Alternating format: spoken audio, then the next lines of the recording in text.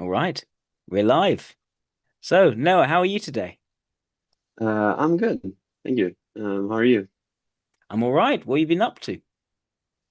Um, just woke up like half an hour ago to do this, so not so much yet, but yeah, normal normal work day later.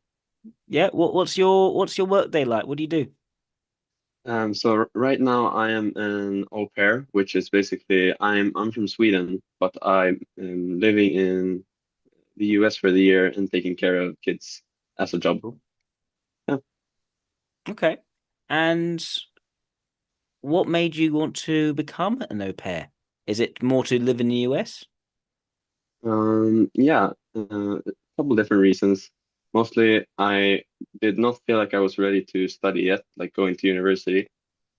And I also really wanted to travel places. That's Mm. something I wanted to do. And I also wanted to go to the US specifically. Hmm.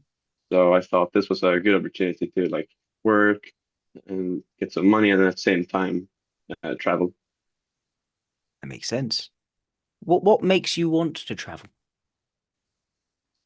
Well, I've always thought that like it would be disappointing in a sense or like a loss if I didn't see a bunch of places. It Hmm. just it just seems like it's sad that there are so many places out there and I don't get to see them. Okay. That makes sense. So just confirm, have you been to a university? Have you been to college? Have you just completed school? So like 3 weeks after I graduated school, I actually left. So yeah, Amazing. Amazing. That's quite something. Okay, okay, fair enough. What do you find that comes most naturally to you about being an au pair? um, it's an interesting question. Mm,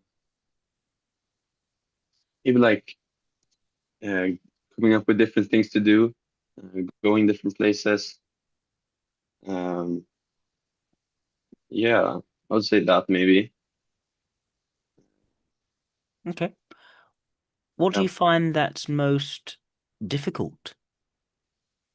One thing I've found really difficult is when you like with the older kids when they're sad or something or upset or like throwing a tantrum and you have to console them. And that for me in the beginning was like, what do I do? What do I say? Because Yeah. that just did not come naturally at all. So I kind of had to like look into that a bit, like what do I say kind of thing. So that's gotten a little bit Yep. better with time also, but yeah, it was not that easy in the beginning. No, fair enough, fair enough. Do you find, does that apply to adults as well when adults throw tantrums? Yes, definitely. I'm not very good at handling like knowing what to say when people are emotional. Yeah. Okay. Okay. How do you typically handle confrontations and conflict? Um, well, I tend to try not to have them as much as possible. Yep. But Mm. when it does happen, I tend to just try to keep it like as uh, objective as possible Yes. to like, talk about what we're gonna do, and I'm not too comfortable often talking about other stuff than that. Fair enough. Fair enough. So another question I have then is, what would you like to do after your time traveling and being an au pair? Yeah, so I thought about this a lot, but um, there's so many things I think I could do. Like um, definitely going to university is one of the plans, Yeah. but I'm also not entirely sure what I want to do there yet. Hmm. I have a couple different options I'm thinking of, and then also I was thinking about like doing something else like this, maybe traveling somewhere else and trying to find work in another country or something would be interesting. Uh, or or just like work for a bit and save up money and then go travel. I don't know. So there's a couple different options there. I'm not Yeah. entirely sure yet. Several options. Which options have a draw for you? To give you a sense, this is what I'm really interested in. So I would say. definitely. One thing I was actually thinking is this, and I don't know how hard this would be. It's like if I were to go to Japan, for example, and like Mm, work there. yeah, I think that would be very cool. that would be. Don't know how that would happen, but for sure. And then university probably also. I don't know how fond I am of like locking myself into like 4 years of that, but Mm. the learning part and like getting into something interesting and yeah, that could be fun for sure. What about what sorts of subjects in university would you particularly like to learn about? So the ones I was or am uh, going between is either psychology or philosophy, and I even thought of physics for a while too, but I don't know. It's probably between philosophy and psychology, I would say. And why these subjects? Um, because I feel like it's- with with psychology, it's always interesting with people. I think to like understand more uh, how people work and like also not even that, but just like being able to categorize it in a sense is a little bit to me it's like satisfying. And with philosophy also, I've always even before I knew the term epistemology, it's kind of what I've been like doing with people. Like when I hear people like miscategorize things logically, just I don't know, it's very annoying to me. Can you give me So an like learn example? um also I've had like lots of discussions about religion with people, for example. Yes. And I'm not religious myself, but I'm like curious to hear why people believe what they believe. So I'll ask them that, and then I'll ask like, why do you believe this? And they give me something, and then it's like they people tend to frame um, stuff that's subjective as objective. Like I experienced this, therefore God must be real. Hmm. And I'm trying to tell them like you can't use subjective claims to justify like that it's subjective or that it's 100% you can prove it. And yeah, that tends not to always come across to a No, lot of people. no, no. Yeah, that can being forced to confront why they believe things can be hard, and for some people, it's just turn around and say, "Well, no, it's a matter of faith." Rather, and if we define knowledge in terms of empirical science, then no. But that's not really what it is. But it takes a certain amount of articulation to set out what it is. Exactly, and that's what I was trying to get those people to admit that they had faith and that they didn't know God exists, but that they had faith in it. Mm, But a lot of people did not want to admit that. sure, sure. Um, okay, so I guess another question would be, what would you like to potentially do with either a philosophy or psychology degree? You said physics as well. Did you say Yeah, physics? yeah. Why physics? And then I'll ask you, why physics? Well, because I think that as well, just like explaining how things work Hmm. seems very interesting to me to be able to do that and to do it in like a language like math. Yes. Just yeah, just something very satisfying about being able to do that to me. What is satisfying about being able to explain how things work? What is there like an image in your mind that conveys that satisfaction? Like, what is that satisfaction? It's just being like knowing like there's something that kind of clicks. It's hard to explain exactly what it is, but like when it clicks, it just feels good that you like know you have the picture in a sense. Okay, thank you. Let me see. When are you at your most confident? Mm, probably mm, like talking about different things that I'm like researching and stuff. I like to talk with my friends about like wherever I'm into, whenever I'm researching and stuff like this right now. Um, what else? Yeah, also like going around traveling is interesting, and I feel confident doing that. I feel like I can do it on like very minimal planning. I'm very like good at adapting to situations in that sense. Hmm. Mm. Yeah, that's what I would say. Also, another question: why do you want to go to Japan over all the other countries? Why not Uzbekistan? Well, because I really like the culture. I've also like watched a lot of like anime and stuff, and I also think the language is like it's so different. It's like the so like opposite of like Sweden, where I'm from. Like Mm. all the norms and traditions. I think it would be so cool to like experience that and like get to like learn that way of life, kind of. Is it that much the opposite to Sweden? I'm trying to think. I think it's more. I think the Netherlands is more different, but I it's mean, pretty different. yeah, but in a sense, it's like the both cultures is pretty reserved, so Yeah. that's not so opposite. I would say, maybe I'm wrong about this. I would say that the Swedes are the most Japanesey of the Scandinavians. That might be true, but I think But they there are it's different. They're hugely different. I admit they are hugely different. yeah, there's so much like traditions there, Yeah. and like, social norms I've heard are like pretty strict and stuff that you have to Yes. follow Yes. compared to like in Sweden, it's not that like that. Yeah, I mean, okay, the morality is shame-based and honor-based rather than guilt-based. But Swedish culture has, at least before the rise of Christianity, was also quite honor-based, but it's far more individual rather than collective. That's a big difference.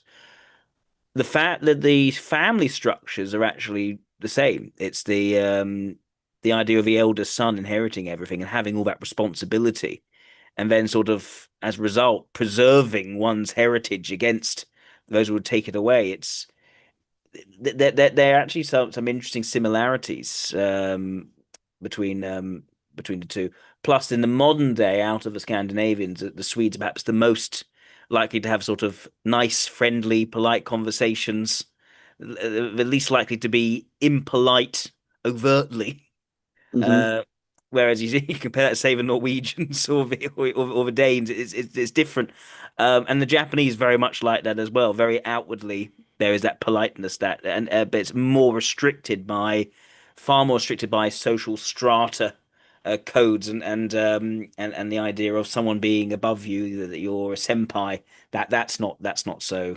That's again more of a collectivism, which the Swedes don't have. Yeah, there are. I'd say actually there are some similarities. I think the Danes and even not quite Scandinavian, but the Dutch, I think, are perhaps the most sort of ruggedly individualistic. Well, the Dutch also more capitalistic, and yeah, that sort of soft collectivism is it's just totally alien to them. But okay, so yeah, I can see you mean by Japan being that place of maximized difference and seeing it in that way, especially with a language. It's very exotic. Fair enough. I guess another question then is when are you at your least confident? Um, Least confident. Well, probably like dealing with like kind of like I said before, like consoling or like dealing with a conflict where I have Mm. to Yep, manage someone else's feeling. Definitely one of them. Yeah, that might actually be it. Like with the least thing I'm confident in. sure. Makes sense. What qualities about people tend to frustrate or irritate you? Definitely people who like moralize a lot. Like when you can't have like discussions because like things are off the table because they just it's not okay or like yeah. Yeah. And then also then people who position themselves as like moral judges. That annoys me like a lot. People who say like this is not acceptable. And then I'm like, who says that? Like by what standard is this unacceptable? To you? then say so. Like, yeah. And what qualities do you admire in other people but do not have yourself?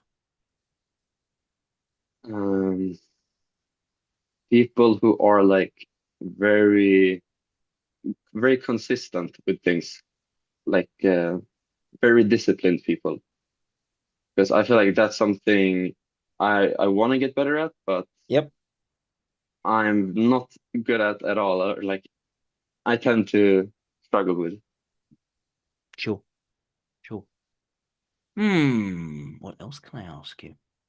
How easy is it for you to go from thinking about something to doing it? Mm, and sometimes longer, sometimes very quick.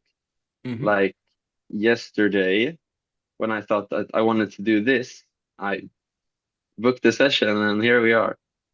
Yeah. Okay. So the impulse is there. Very good. Why did you decide to go public? Most people don't. Um, well, I thought I like watching the diagnostic interviews myself, so I thought I might as well contribute uh, to everyone else who also likes that. And I also thought it would be interesting to like if there's a discussion or like read comments if someone has something to say and see what they think. Yep. Makes sense to me. By for the, I think there are about 7 people watching now, probably actually 6 because I'm probably included in that. There was 9 just before. Yeah, if you want to ask Noah any questions, please feel free to post questions. I know I've sort of forgotten to do this recently with working out the new way of doing live streams, but if you want to ask questions, please do so, and I'm sure Noah will be happy to answer any questions. All right. So Noah, I've got a pretty strong idea already what your type is. I think it's quite Hmm. straightforward. We'll see if it turns out to not be straightforward. It might not be, but I think that the ENTP, the ILE, Hmm. makes by far and away the most sense. I think it's clear to me you're someone who's quite comfortable in environments of ambiguity, going off largely in the pursuit of exploration rather than necessarily material advantage. It's less clear to you what direction there is to follow in life. You're quite young at the moment, very young at the moment, but at the same time, you don't seem too bothered by that either. Hmm. And for you, it's more about pursuing your interests, pursuing also subjects which are very open in their nature, which bring understanding, but not necessarily lead you down a particularly disciplined career path. You're almost avoiding anything too restrictive in terms of the path. When you talk about people and facets which irritate you, it's about restriction. It's about saying no to things, especially when there's no standard, there's no logical reason for why it should be restricted. You can accept a logical restriction, but a sentimental restriction, you seem to have no patience for. Hmm. And for you, even a question of, what someone is believing in terms of faith, for you, it's not necessarily that you you you are affronted by the fact someone believes in something which doesn't subscribe to positivism or enlightenment, logical thinking. It's more own it, own the fact that this is faith, that this is a very different kind of knowing, and then people get upset because they don't like having to make these sorts of distinctions, whereas for you, the distinctions is fine. It's almost you're not engaging with it emotionally, but they then engage with it emotionally. That's almost confusing, but also slightly entertaining to engage with for you. Hmm. Um, you just want to understand, you almost not only do you want to understand, you kind of want other people to understand. And there's this idea when you said, why do you like knowing how things work? It's the clicking together. It's the idea of it all coming together and everyone implicitly sharing in that understanding of it clicking together. Almost if a universe and all the people in it all click together, that is the ideal. And that those are the alpha values. They're sort of bringing it together. And for the ENTP, they can frustrate, they can irritate, they can wind people up. Not because that's what they're looking to do, because they're actually trying to bring people together, but they don't naturally have the subtlety and the instinctive sense of sensitivities with people in order to facilitate that in a more social and less intellectual way.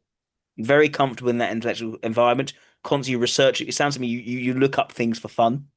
Hmm. And that's how you sort of relax, just literally looking up, taking in more information. What Yep, you that's don't exactly what like, I do. yeah. And what you don't like are those uncomfortable situations when someone is upset, there is a problem, and you have to engage on some sort of physiological, emotional way in order to calm them down rather than appeal to reason. How do you appeal to reason with a toddler with a tantrum?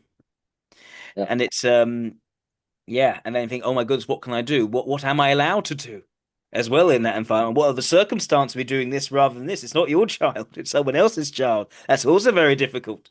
Um, it's yeah, that environment of leverage and bringing things back to calm. It's not an area of strength for you. It's the open discussion which is the area of strength for you. Um, yeah, there's a great deal of confidence in your ability just to learn and get and make things work and be resourceful. But that's worn very lightly, and that will be the extroverted logic in the demonstrator function. And I talked about the lack of, almost deliberate lack of direction here, which it makes sense as introvert intuition being the ignoring function, not a blind spot. You're opening up possibilities. You're exploring things right now. You want things, but at the same time, in your exploration, you want things to come together. And that's the alpha values of the extrovert intuition with the introverted logic. Um, the dislike of people in terms of these judgments, it's very much, again, personal judgments, personal sentiments, introverted ethics, particularly when that leads to the narrowing of possibility and almost insults your extroverted intuition in the narrowing and the telling you what you can't do, what you're not able to do because of their personal thing. And the introverted thinking is you then is that natural defaulting for the NTP when they are confronted with introverted ethics because that's their blind spot and they don't see it. They just see it as strangeness. They default to the introverted logic. What is the reason? What is the standard?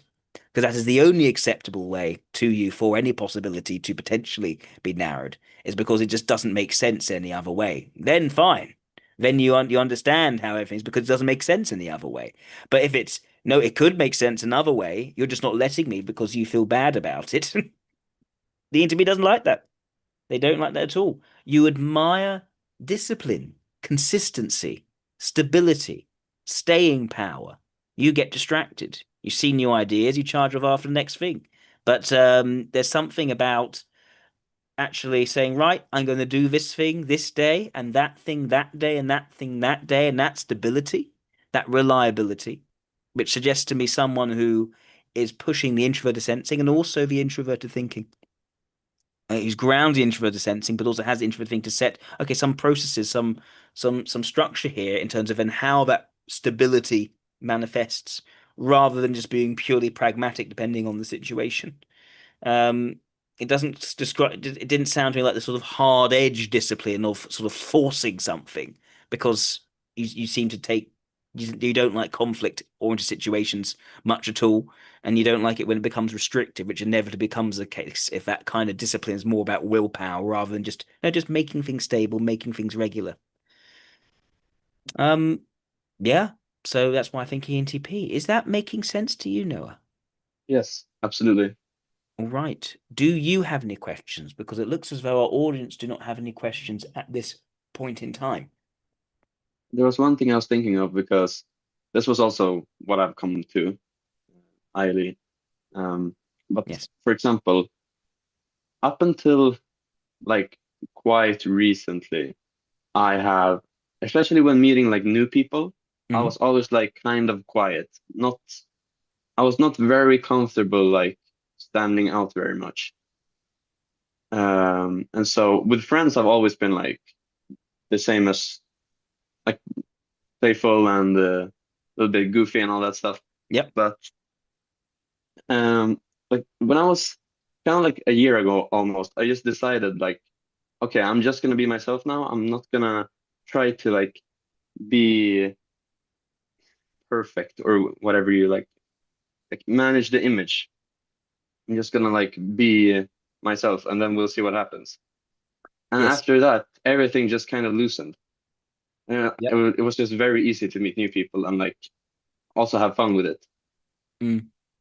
And I thought for the longest time that I was an introvert. Yep. Yep.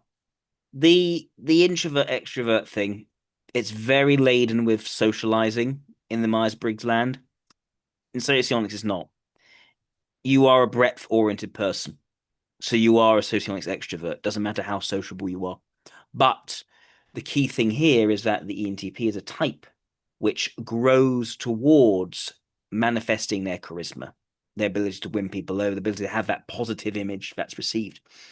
Um, when they don't have confidence in the area, they fall back on their extroverted thinking, their logic, how, and specifically how things work, what their expertise is, what can they do that's practical and useful. They don't value that so much, but it's safe. They know if they are giving useful information, if they're lending their expertise, they'll be well received. There's no need for them to then appeal to the emotions because they're helping, they're improving the situation. What the ENTP can worry about some degree is, okay, how am I coming across?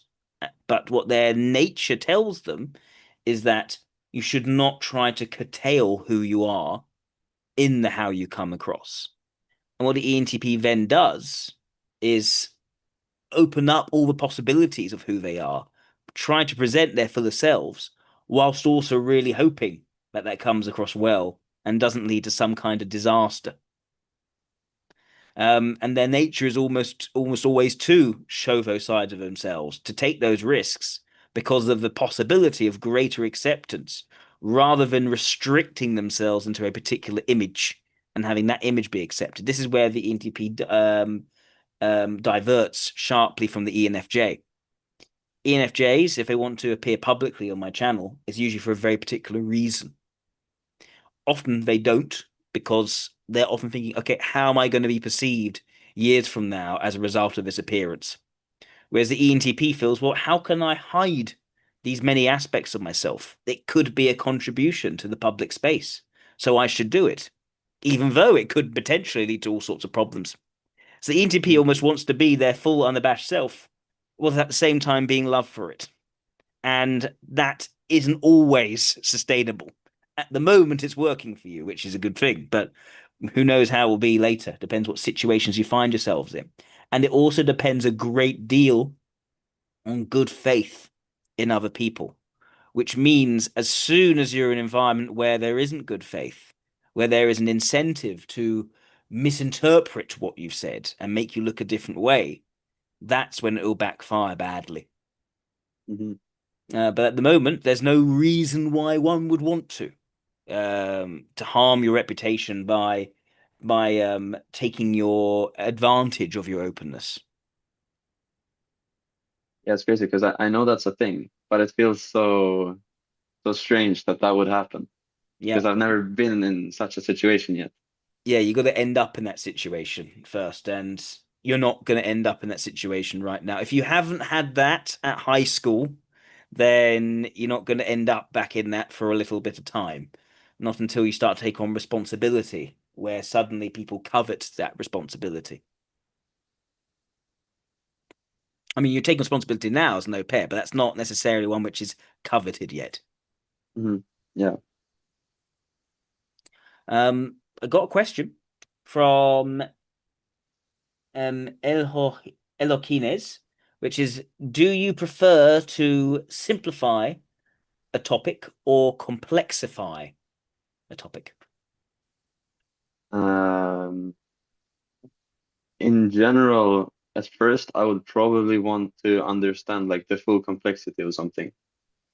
I would like to look at like the nuances of something before making it like dumbing it down to something simple. But Hmm. yeah, it might take a while before I want to do that at all, Yeah, I would say. that Yeah. makes sense. And I think that makes a lot of sense with what the ENTP does, with their extroverted logic being their demonstrator function. They start by getting across all the nuances, all the facts. They don't want to weed out anything in terms of what factors take into consideration. But where they then depart from, say, an ENTJ or an ESTJ or an ENFP, is that they're then going to seek to distill all that complexity into what the underlying norms and rules are. And it's very much the idea of distilling a large amount of data. If there are any other questions, please feel free to ask them. In the meantime, I'd like to take some more questions from Noah. Noah, any more questions from you? Um, hmm, I don't know really. I was thinking about like also some of the other types that are like that I considered as well. I don't doubt this typing, but also like what would be the difference, say, to like an IEE or like LII, for example? The difference between an IEE and an LII. Not like compared to Oh, like comparing you to vote to each of those types. Okay. yeah. So for the IE, the NFP, the what we were talking about before in terms of people restricting things for very personal, subjective reasons, an ENFP is more likely to be receptive to because for them, if something's not basically not permitted because it affects their relationships with others, they're more likely to say, okay, I need to orientate that. I need to take that into I need to take into account that person's perspective. And that perspective is valid, no matter how little it subscribes to logic. Whereas the ENTP is not going to appreciate that unless there's some sort of logical reason. But vice versa, if an ENFP is shown the logical contingencies of this and why holding this and holding this do not make sense together, they'll still take the viewpoint. Well, it works for me. I take this, I take that, I use this. It's helpful. It it improves how I'm able to function. I don't particularly care if it doesn't actually logically line up, supposedly. And so they tend to restrict. They tend to avoid restriction in that way. To add to the nuances of this, you could say that the ENTP inherently wants to and emotionally wants to say yes to things. They want to say yes to the world. They want to add more and more and more things in without discernment. They don't like discernment because they want to add more and more things, more and more people in so that it all clicks together. And it's not personal. There's no personal, oh, I don't like that person. So they want to include everyone in. They want everyone in the pot. They want everyone in there because that enables them to all be aligned in their understanding. And their understanding is everything in all its complexity distilled into its key elements for people to then understand in all situations. Whereas the ENFP is not trying to do that. Their approach towards opening up possibilities is one of considering the nuances for how they can grow and develop and be more equipped in the world. They're not looking to bring everything together. It's not about a grand unification.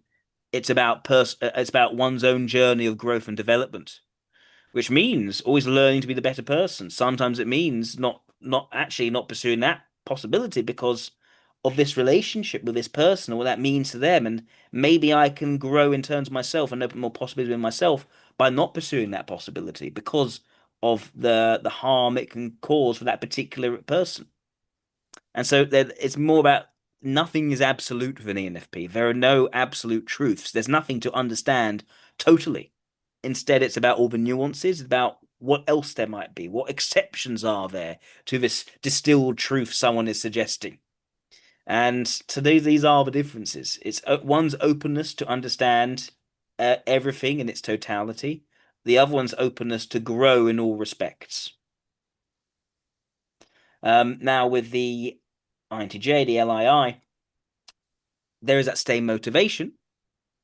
There's a different leaning in that whereas the extrovert intuition and the extroverted feeling or extrovert ethics of an ENTP are pushed, for them it's more about the saying yes. It's more about the being open. It's more about the averting oneself from those who say no to things for personal reasons.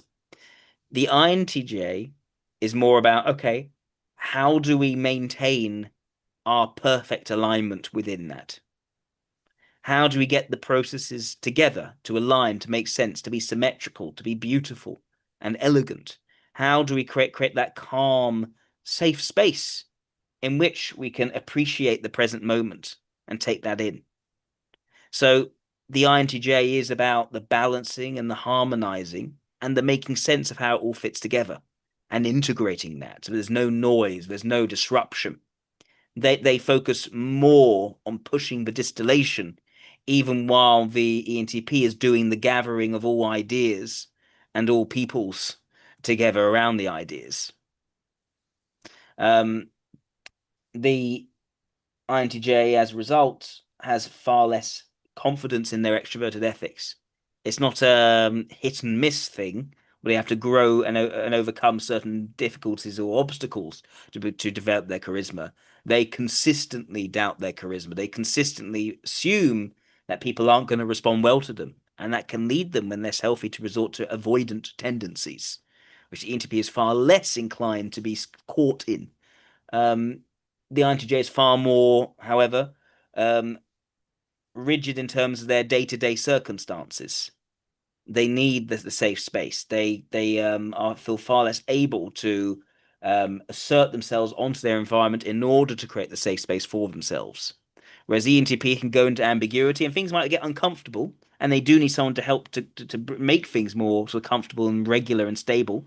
But they can sort of deal without it for a certain amount of time. They can continue exploring, continue adding to intensity, and they sort of muck that up for themselves when suddenly the stability goes. The INTJ is far more active in trying to maintain their stability, but not being successful because they can't actually fend off those who would violate the safe space. Um, those are key things. The INTJ is also, unlike the ENTP, less inclined to get across all the different facts and complexity before distilling down to the principles. Um, the ENTP balances both. The INTJ starts with the logical interlinking of statements and they're making sense of that. They're more likely to start from foundational axioms, whereas the ENTP is going to find the axioms by sifting, is find the gold by sifting through a lot of soil. And I'd say that is also the difference. The INTJ doesn't have the breadth of energies to take on so much all at once. They can only take small mouthfuls. And not that they could, but they choose not to. They choose to focus and keep it far more refined in what they're doing. And that's because they're introverted. Um, they're also more, because of that, they're that way inclined. They are less hung up on needing to broaden and say yes to everything. They can tune out some of the noise with signal because their introverted intuition is a lot more emphasized than it is for an ENTP. Is that all making sense to you? Yeah, for sure. There's one Okay. thing I also kind of realized, which Yes. is compared to a lot of people, I have a tendency, like, my question is why not? When people ask something. Exactly right. Yeah. So compared to like, so for example, when I went here, I had the idea to come to the US. A lot of my friends and family asked, like, why are you doing this? Like, what's the point of this? And I asked, why should I not do this? This seems interesting, so why shouldn't I? Exactly. Exactly. The ENTP's default, the ESFJ as well, by the way, their default is to say yes, is to ask why not. The ISFJ, the INTP, so the gamma introverts, their default is to say no. Their question is why should I consider doing this at all? Because if there's not a good reason, they won't. Because they lean toward they lean strong towards reducing the amount of risks and negative peoples that could throw them off on their course for the people who distinctly matter to them. They are discernment, whereas the ENTP is the suspension of discernment. Um, Isaac is asking a question. But Isaac, I was actually just reading through your essay just before. Good job. What historical figures do you see yourself in? That's a question to you, Noah. Hmm, that's interesting. Um, well, like historical, I don't know how far, but I read the book, Surely You're Joking, Mr. Feynman. And I thought that was an interesting book because Yes. in a lot of ways, I could see myself in the way he did things. Uh, Yeah, so yeah, definitely Feynman. that's a good choice. I wonder if Feynman might actually be a type that doesn't value introverted thinking. but I see less distillation for him. But certainly that role of being a popular explainer is very much something which attracts an ENTP because it enables them to draw upon their strengths, which is in being able to understand complexity, get across all different facts, ideally to then distill that down into its parts, and then satisfying their mobilizing function, their hidden agenda, you could say, and then being seen in a positive light for being the explainer of bringing things into clarity for others. That is basically the ideal position for an ENTP to be in. Any other questions? Yeah, I was also thinking about with like you said about ambiguity, like in Yes. situations, or like I was thinking, it reminded me, for example, of when I went solo traveling um, to Washington from where I live, like DC, Mm. and I did absolutely zero planning, and I was fine with that. Like Yep. I booked a hostel, and then I didn't even look where it was in the city. I just booked it, and then I said I'll figure it out when I'm there. Yep. The looking where things are is not so important to an ENTP. An ENTP could buy a house without looking at the house. They do not need to go and take in the details of it. Um, that's sort of also why they need an ISFP to say, no, we are definitely going and looking at this house before we make that purchase. But for it to be the idea of having owned the house is more real to them than the physicality of the house itself. They'll figure it out afterwards, which is also that confidence in their extroverted thinking. They just feel they can figure it out later. They can work out how the solution it will come, which gives them a huge amount of tolerance for risk and that self belief, which sometimes can be taken a bit too far. Um, yeah, that ability just to go off and just learn the language, learn the learn whatever structure it is, get a job, get work going. The interview takes that for granted. It's a strength that's not valued, and so it has a lot of energy allocated to it. It's just taken for granted. Yeah, definitely. And I was thinking, especially I have this belief almost where it's I don't see how it's not going to work out for me. Like Yep. I don't believe that it can't not work out. Like Yes. it's going to work out somehow. Yep. And even if Yep. I don't know it now, it's going to happen somehow. Yep. And that's the sort of the rejection of the introverted intuition. Someone saying to you it's never going to work, you will reject that. Your intuition is very stubborn. Your ethics is also very stubborn. How you come across to others, you want to decide. What possibilities are open to you, you decide. So, yeah, that makes total sense. And the converse of that is that where you're flexible will be in the sensory environment. If someone else changes the physical surroundings around you, you'll receive that. You'll be fine with that. You won't say no. It needs to be this way. It needs to be that way. But also your logic is going to be quite fluid. You need the logic to make sense. You can very quickly see where it doesn't make sense. But if someone puts through framings of things which actually do fit, you'll be appreciative of that. Yeah. It's not up to you to always decide how it needs to fit together. Another is this I think it's more of a statement from not PCOM PC. Um, any DOMs probably make a lot of the homeless living in tent cities. Why not move across the country to become a Hollywood actor with nothing but the clothes on their back and their last paycheck? Possibly, it is quite possible that maybe San Francisco is populated by all the unlucky ENTPs in the world. Maybe. Don't do drugs, kid. Yeah. No, and I Um, mean, I guess that could happen, but I guess also there has to be some practicality somewhere. Have to have some kind of plan, like how you can figure it out, but you have to also know it's gonna happen. yeah, pretty much. I mean, the ones that are least practical are also ones which usually have some sort of plan of how it must go. Of course, when it doesn't go that way, then they're stuck. Whereas an ENTP doesn't have a set plan of it must be this way, they can continue adapting. They just know that somehow it's going to work, whatever that thing is. They'll find a way, some opportunity will arise, and they believe in those opportunities, which they see very clearly.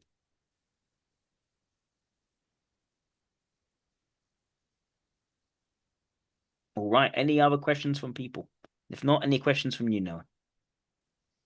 Mm, None I can think of right now. That's okay. Well, in which case, anything else you'd like to discuss before we go? Um, let's see. Just one thing I thought about, and I guess this is introverted ethics, right? And for example, I find it very like the situations I find very uncomfortable is also where I have to express what I am feeling about something. Like, Yes. why do you want to do this? If someone asks that, and it's like more personal, it's like a personal question, and it's more sensitive. That's for me is very. It's in a sense I feel like I know why, but when I say it, it doesn't feel as like real somehow. It Yeah. just feels strange to say. Yeah. So the key thing here is that introverted ethics is a blind spot. It's not that you don't have introverted ethics, it's that your mind won't go to that area. If someone asks you a question that's very directly centered on the area, the natural desire is to deflect from it by going instead to the introverted thinking, introverted logic. What are the reasons? What are the categories? By this standard, they are this. By this standard, is that.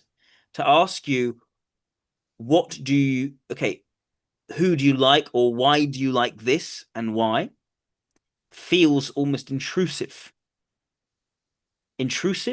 and where it forces you to confront with something with yourself that you don't even want to confront or accept, that you actually have personal opinions that aren't grounded in some kind of reasoning.